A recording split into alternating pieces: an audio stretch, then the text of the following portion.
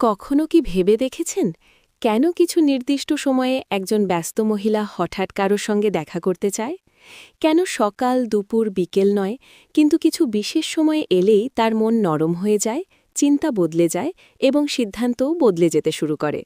আজকের ভিডিওতে আমরা কোনো উত্তেজক গল্প বলবো না, বলবো বাস্তব মানুষের মনস্তত্ত্ব, বিশেষ করে কর্মব্যস্ত মহিলাদের মনের সেই সময়গুলো নিয়ে যে সময় তারা বাইরে থেকে শক্ত থাকলেও ভেতরে ভেতরে কারো উপস্থিতি চাইতে শুরু করে। এই ভিডিওটি বিচার করার জন্য নয়, বোঝার জন্য। শেষ পর্যন্ত শুনুন। প্রথম অধ্যায়, কর্মব্যস্ত মহিলা কেন নির্দিষ্ট সময়ে মিলনের সিদ্ধান্ত নেয়। নাম্বার ১, রাতের সময়, যখন মন সবচেয়ে একা থাকে। দিনভর একজন মহিলা কাজ করে, অফিস, দায়িত্ব, পরিবার, সমাজ সব সামলে রাখে, কিন্তু রাত এলেই পরিস্থিতি বদলায়। রাতে যখন চারপাশ চুপ হয়ে যায়, ফোন নীরব থাকে, কাজের চাপ শেষ হয়, তখন মন আর নিজেকে ব্যস্ত রাখতে পারে না। এই সময় তার ভেতরের একাকিত্ব সামনে আসে। এই একাকিত্ব শারীরিক নয়, মানসিক। এই সময়েই একজন কর্মব্যস্ত মহিলা কারো সঙ্গে কথা বলতে চায়, কারো উপস্থিতি অনুভূত করতে চায়। এই কারণেই রাত মিলনের জন্য সবচেয়ে সংবেদনশীল সময়। নাম্বার ২, কাজের চাপ শেষ হওয়ার পরের সময়। যখন কোনো বড় দায়িত্ব শেষ হয়, প্রেজেন্টেশন, ডেডলাইন, মিটিং, সিদ্ধান্ত, তারপর হঠাৎ করে শরীর আর মন দুটোই ঢিলে হয়ে যায়। এই ঢিলাভাবের মধ্যে মন তখন পুরস্কার চায়। অনেক সময় সেই পুরস্কার হয় কারো সান্নিধ্য, কারো সঙ্গে সময় কাটানো। এই সময় সিদ্ধান্ত আসে খুব দ্রুত, কারণ দীর্ঘ সময় নিজেকে শক্ত করে রাখার পর মন আর বাধা মানতে চায় না। নাম্বার ৩, বিকেলের ক্লান্ত সময়। সকাল নয়, রাতও নয়, বিকেল। এই সময়টা খুব অদ্ভুত। কাজ শেষের পথে, শক্তি কমে আসছে, কিন্তু বাড়ি ফেরার আগেই মনটা হালকা হতে চায়। এই সময় অনেক কর্মব্যস্ত মহিলা হঠাৎ কাউকে মেসেজ করে, হঠাৎ দেখা করার কথা ভাবে, কারণ এই সময় মন যুক্তির চেয়ে অনুভূতিতে বেশি চলে। নাম্বার ৪, ছুটির আগের দিন। শুক্রবার সন্ধ্যা বা ছুটির আগের রাত। এই সময় মনের মধ্যে এক ধরনের মুক্তির অনুভূতি কাজ করে। কাল তাড়াহুড়ো নেই, এই ভাবনাটাই মনকে সাহসী করে তোলে। এই সময় মহিলা নিজের উপর নিয়ন্ত্রণ একটু ঢিলে দেয়, ফলে যেসব চিন্তা সপ্তাহের অন্য দিন সে দমন করে রাখে, এই সময় সেগুলো সামনে আসে। নাম্বার ৫, মানসিকভাবে ক্লান্ত দিনের পর। কিছুদিন থাকে যেদিন কাজ কম হলেও মানসিক চাপ বেশি। অপমান, অবহেলা, নিজেকে প্রমাণ করার লড়াই, এই সব কিছু মিলিয়ে মন তখন ভেঙে পড়ে। এই সময় একজন কর্মব্যস্ত মহিলা কাউকে খোঁজে, যে তাকে বিচার করবে না, উপদেশ দেবে না, শুধু পাশে থাকবে। এই সময় মিলনের সিদ্ধান্ত আসলে শরীরের নয়, মনের প্রয়োজন। নাম্বার ৬, নিজের জন্য সময় পাওয়ার মুহূর্ত। যখন হঠাৎ করে সে নিজের জন্য একটু সময় পায়, এক কাপ চা, একটা নীরব ঘর, একটু একা থাকা, এই মুহূর্তে মন নিজের কথা শুনতে শুরু করে, আর তখনই চাপা দেওয়া ইচ্ছেগুলো মাথা তোলে। এই সময়ে নেওয়া সিদ্ধান্তগুলো সবচেয়ে আবেগপ্রবণ হয়। নাম্বার ৭, যখন কেউ মন দিয়ে শোনে। সময় সবসময় ঘড়িতে মাপা যায় না। অনেক সময় মানুষ নয়, একটি কথাই সময় তৈরি করে। যখন কেউ মন দিয়ে শোনে, বিরক্ত না হয়ে কথা বলে, তখন সময় গুরুত্ব হারায়। এই অবস্থায় একজন কর্মব্যস্ত মহিলা যে কোনো সময়েই মিলনের সিদ্ধান্ত নিতে পারে, কারণ তখন সে নিরাপদ বোধ করে। নাম্বার ৮, সতর্ক সংকেত। যদি একজন মহিলা লক্ষ্য করে সে বারবার নির্দিষ্ট সময়ে একজন নির্দিষ্ট মানুষকে মনে করছে, তার সঙ্গে দেখা করার কথা ভাবছে, তাহলে বুঝতে হবে এটা শুধু কাকতাল নয়, এটা মানসিক চাহিদার ইঙ্গিত। এই জায়গাটাই সবচেয়ে সংবেদনশীল। একজন কর্মব্যস্ত মহিলা যে কোনো সময়ে মিলনের সিদ্ধান্ত নেয় না। সে সিদ্ধান্ত নেয় তখনই যখন তার মন ক্লান্ত, নীরব এবং বোঝার মানুষ খুঁজছে। পরের অধ্যায়ে আমরা জানব এই সময়গুলোতে নেওয়া সিদ্ধান্ত কেন অনেক সময় জীবনের বড় জটিলতা তৈরি করে এবং কোন ভুলগুলো সবচেয়ে বেশি হয়। দ্বিতীয় অধ্যায়, এই সময়ে নেওয়া সিদ্ধান্ত কেন জীবনের বড় জটিলতা তৈরি করে। প্রথম অধ্যায়ে আমরা বুঝেছি কর্মব্যস্ত একজন মহিলা ঠিক কোন কোন সময়ে মানসিকভাবে নরম হয়ে পড়ে এবং কেন সেই সময়ে মিলনের সিদ্ধান্ত নিতে পারে।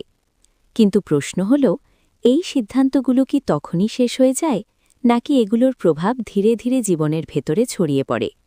এই অধ্যায়ে আমরা সেটাই বুঝব, কারণ বাস্তবে সবচেয়ে বড় ভুলগুলো হয় আবেগের মুহূর্তে নেওয়া সিদ্ধান্ত থেকেই। নাম্বার ১, আবেগের সময়ে যুক্তি সবচেয়ে দুর্বল থাকে। যে সময়ে একজন মহিলা মানসিকভাবে ক্লান্ত, একা বা ভেতর থেকে ভেঙে পড়ে, সেই সময়ে তার যুক্তি কাজ করে খুব সীমিতভাবে। সে তখন ভবিষ্যৎ নয়, বর্তমানের আরাম খোঁজে।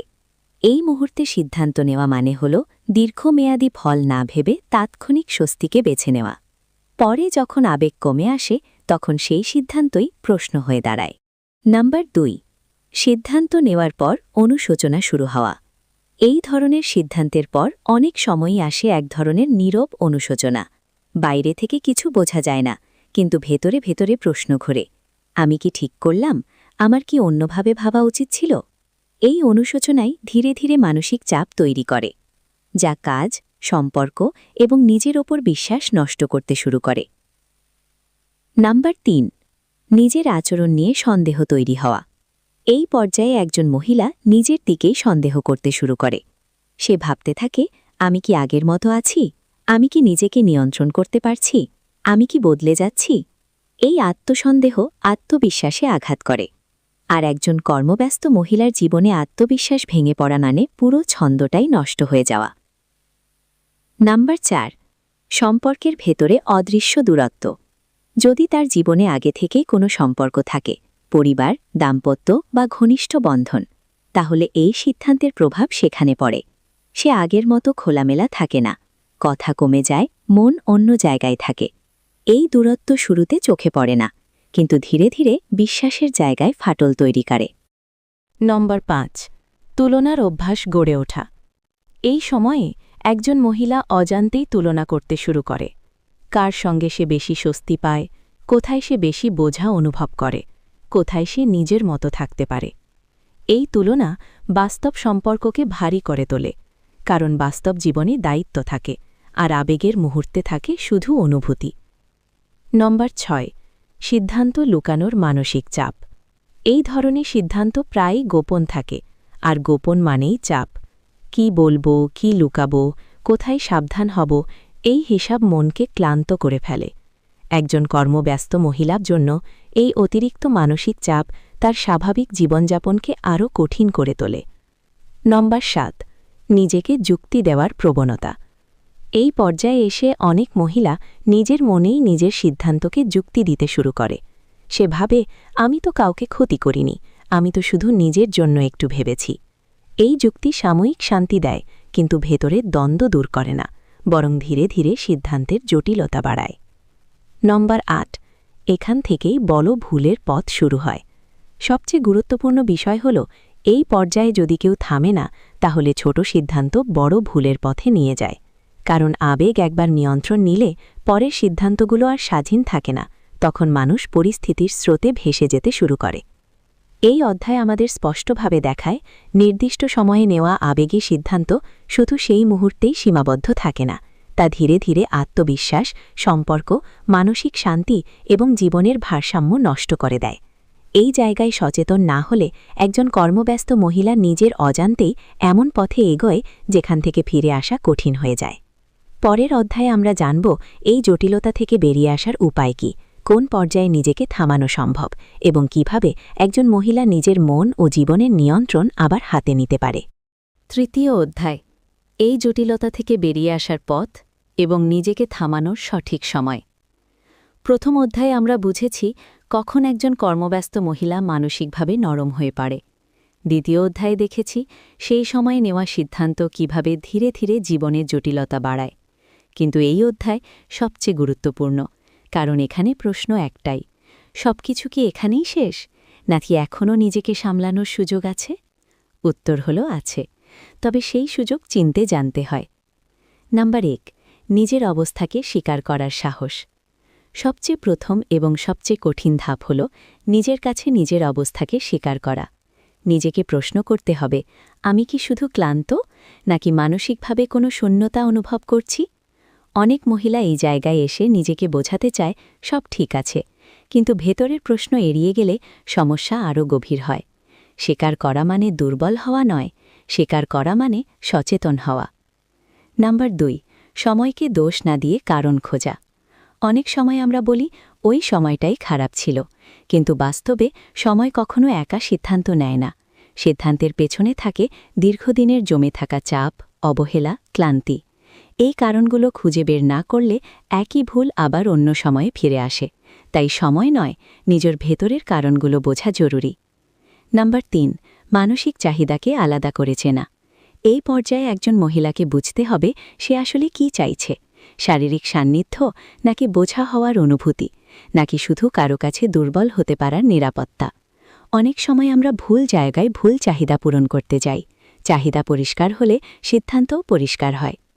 নাম্বার ৪, তাৎক্ষণিক সিদ্ধান্ত নেওয়া থেকে বিরতি নেওয়া। এই অধ্যায়ের সবচেয়ে কার্যকর নিয়ম হল, যে সময়ে মন সবচেয়ে অস্থির সেই সময়ে কোনো বড় সিদ্ধান্ত নয়। নিজেকে একটি নিয়মে বাঁধতে হবে, আজ নয় কাল ভাবব। এই ছোট বিরতিটাই অনেক বড় ভুল থেকে বাঁচাতে পারে, কারণ আবেগের তীব্রতা সবসময় স্থায়ী হয় না। নাম্বার ৫, নিজের জন্য নিরাপদ জায়গা তৈরি করা। প্রত্যেক কর্মব্যস্ত মহিলার জীবনে এমন একটি জায়গা থাকা দরকার যেখানে সে বিচার ছাড়া নিজের কথা বলতে পারে। সেটা কোনো মানুষ হতে পারে, কোনো লেখা হতে পারে, অথবা নিজের সঙ্গে নিরিবিলি সময়। যদি এই নিরাপদ জায়গা না থাকে তাহলে মন ভুল জায়গায় আশ্রয় খোঁজে। নম্বর ৬, সীমা নির্ধারণ করার স্পষ্টতা। এই জায়গায় এসে সীমা খুব জরুরি। কার সঙ্গে কতটা কথা, কতটা ঘনিষ্ঠতা, কোন বিষয়গুলোতে থামতে হবে, এই সীমা নিজেকেই ঠিক করতে হবে। সীমা না থাকলে আবেগ নিজেই নিয়ন্ত্রণ নিয়ে নেয়। আর সীমা মানেই সম্পর্ক নষ্ট করা নয়, সীমা মানেই নিজেকে রক্ষা করা। নাম্বার ৭, নিজেকে দোষ না দিয়ে দায়িত্ব নেওয়া। অনেক মহিলা এই পর্যায়ে এসে নিজেকে খুব দোষ দেয়। আমি কেন এমন হলাম, আমি কেন পারলাম না। কিন্তু দোষারোপ সমস্যার সমাধান নয়। দায়িত্ব নেওয়া মানে হল, আমি এখান থেকে কি শিখলাম এবং সামনে কিভাবে নিজেকে সামলাব। এই দৃষ্টিভঙ্গি মানসিক শক্তি ফিরিয়ে আনে। নাম্বার ৮, ভবিষ্যতের জন্য একটি মানসিক নিয়ম তৈরি করা। এই অভিজ্ঞতা থেকে সবচেয়ে বড় শিক্ষা হল ভবিষ্যতের জন্য একটি মানসিক নিয়ম বানানো। আমি ক্লান্ত হলে কি করব, আমি একা লাগলে কাকে ফোন করব না, কোন সময়ে নিজেকে বেশি সাবধান রাখব। এই নিয়মগুলো ভবিষ্যতের অনেক ভুল আগেই থামিয়ে দেয়। নাম্বার ৯, নিজের পরিচয় আবার মনে করিয়ে দেওয়া। একজন কর্মব্যস্ত মহিলা শুধু কারো অনুভূতির জায়গা নয়, তার নিজের স্বপ্ন, ক্ষমতা, পরিশ্রম আর পরিচয় আছে। এই অধ্যায়ে এসে তাকে আবার নিজেকে মনে করিয়ে দিতে হবে, আমি কে, আমি কি চাই, আমি কি হারাতে চাই না। এই স্মরণটাই সবচেয়ে বড় শক্তি। নাম্বার ১০, এখানেই সিদ্ধান্তের পরিপক্কতা।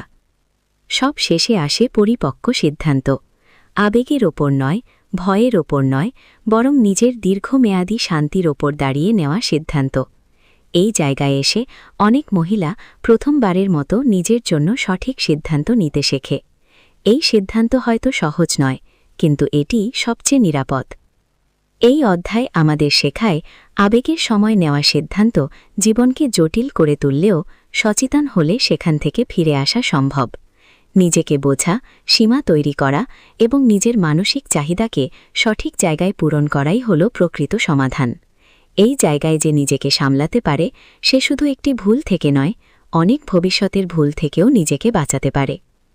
এই ভিডিওটি যদি আপনাকে নিজের জীবনের কোনো সময়ের কথা মনে করিয়ে দেয়, তাহলে আপনি একা নন। এই অনুভূতিগুলো মানুষের স্বাভাবিক। তবে পার্থক্য তৈরি হয় তখনই যখন কেউ সেগুলো বোঝে, শেখে এবং নিজেকে রক্ষা করতে শেখে।